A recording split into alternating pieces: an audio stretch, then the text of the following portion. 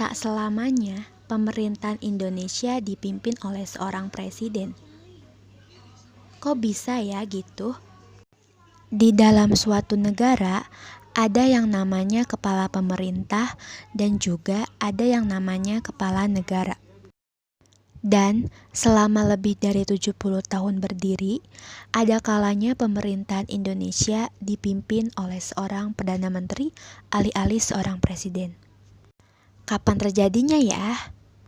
Semua itu terjadi pada saat Indonesia menganut sistem pemerintahan bernama demokrasi liberal yang berlangsung pada kurun waktu 1950 hingga 1959.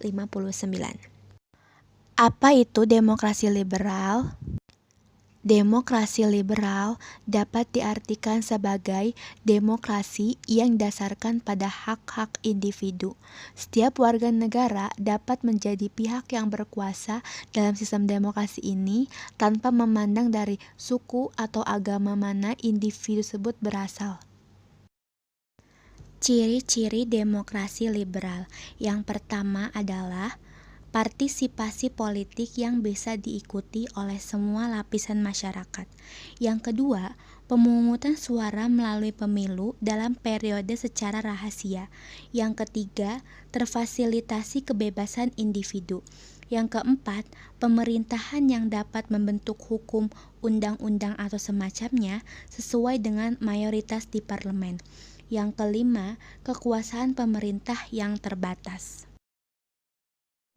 Selama masa demokrasi liberal, sering terjadi pergantian kabinet dalam kurun waktu 9 tahun, yaitu dari tahun 1950 hingga 1959.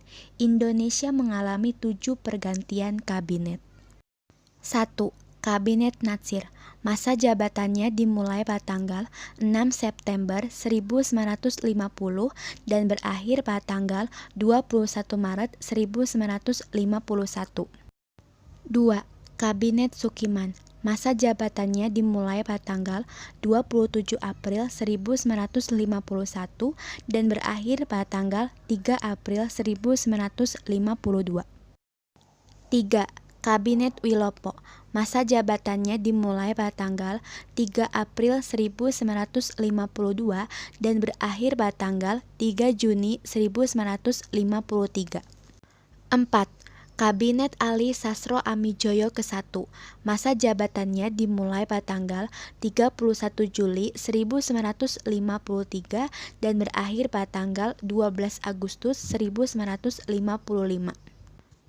5. Kabinet Burhanuddin. Masa jabatannya dimulai pada tanggal 12 Agustus 1955 dan berakhir pada tanggal 3 Maret 1956. 6. Kabinet Ali Sastro Amijoyo ke-2. Masa jabatannya dimulai pada tanggal 20 Maret 1956 dan berakhir pada tanggal 4 Maret 1957. 7. Kabinet Juanda. Masa jabatannya dimulai pada tanggal 9 April 1957 dan berakhir pada tanggal 5 Juli 1959. Nah, setelah mengalami 7 pergantian kabinet, Presiden Soekarno mengeluarkan Dekret Presiden 5 Juli 1959. Alasannya karena Badan Konstituante Indonesia gagal menetapkan UUD baru guna menggantikan UUDS 1950 serta adanya pemilihan sistem demokrasi liberal yang menciptakan berbagai macam konflik. Isi Dekret Presiden 5 Juli 1959 yaitu 1. Pembubaran konstituante. 2. Pemberlakuan kembali UUD 45 dan tidak berlakunya UUDS 1950. 3. Pembentukan MPRS dan DPAS dalam waktu yang sesingkat-singkatnya. Sejak saat itu, demokrasi liberal diganti menjadi demokrasi terpimpin.